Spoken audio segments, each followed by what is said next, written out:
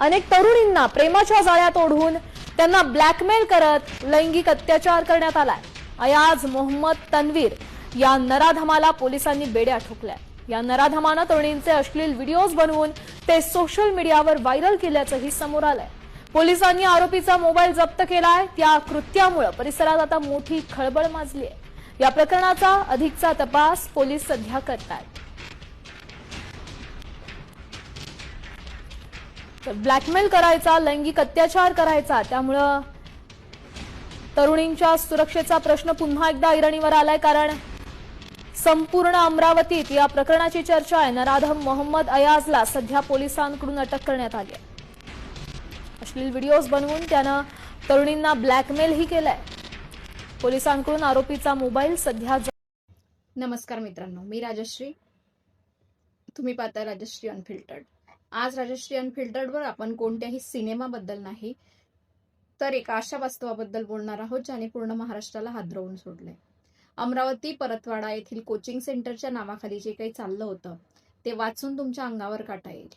180 पेक्षा जास्त मुली, 350हून अधिक अश्लील व्हिडिओ आणि ब्लॅकमेलिंगचं असं जाळं जे एखाद्या चित्रपटातील कथानकालाही लाजवेल। हे कृत्य करणाऱ्या नराधमांना जेव्हा आपण पाहतो तेव्हा प्रश्न पडतो की आपण सुरक्षित समाजात आहोत का?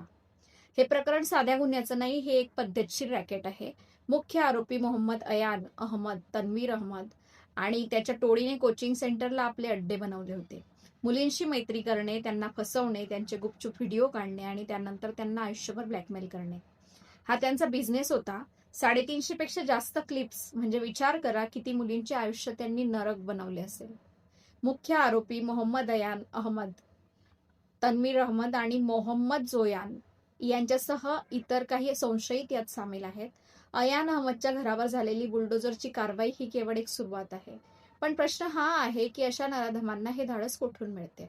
शिक्षण देण्याच्या ठिकाणी जेव्हा अशी विकृत मानसिकता फुगवते तेव्हा त्याला जबाबदार कोण? फक्त आरोपी की आपण, जे अशा गोष्टींकडे पाहूनही दुर्लक्ष करतो? आज मी पालकांना एकच विनंती करते, तुमची मुलगी शाळेत जाते, कॉलेजला जाते, पण ती काय शिकते यापेक्षा कोणाच्या संगतीत आहे हे आता तुम्हाला पाहावं लागेल। आपण संस्कार देतो पण आपल्या मुलींना हिंमत द्यायला का विसरतो? पीडित मुलींना माझं आवाहन आहे, भीती सोडा। जर तुम्ही आज गप्प बसलात तर हे लोक उद्या दुसऱ्या कोणाचे आयुष्य बर्बाद करतील। तुमची ओळख आम्ही गुपित ठेवून न्याय मिळवून देण्यासाठी पाठिंबा देऊ, पण पुढे या। बुलडोजरची कारवाई झाली, पोलीस तपास सुरू आहे, पण मला फाशीच्या शिक्षेपर्यंत ही केस न्यायची आहे।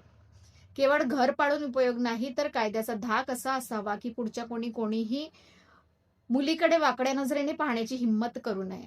अमरावतीची ही घटना संपूर्ण महाराष्ट्रासाठी एक इशारा आहे। मित्रांनो, ही माहिती फक्त ऐकण्यासाठी नाही तर पसरवण्यासाठी आहे। प्रत्येक पालक, प्रत्येक मुलीपर्यंत हे पोचवा। तुम्हाला काय वाटतं? या नराधमांना काय शिक्षा मिळाली पाहिजे? कमेंटमध्ये लिहा, कारण तुमचे मत या प्रकरणाला मोठा वेग देऊ शकते। हा व्हिडिओ शेअर करा जेणेकरून प्रशासनावर दबाव राहील आणि पीडित मुलींना न्याय मिळेल। तसेच इथल्या आरोपींच्या घरावर बुलडोजर चालवलं गेलंय अशी माहिती आहे।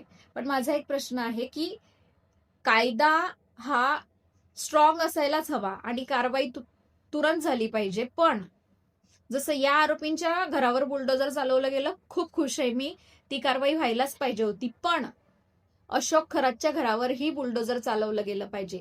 तिथे वेट अँड वॉच का करताय लोक? तुम्हाला काय वाटतं? कमेंट्समध्ये सांगा। भेटूया पुढच्या व्हिडिओमध्ये, तोपर्यंत सतर्क राहा आणि सुरक्षित राहा। जय हिंद।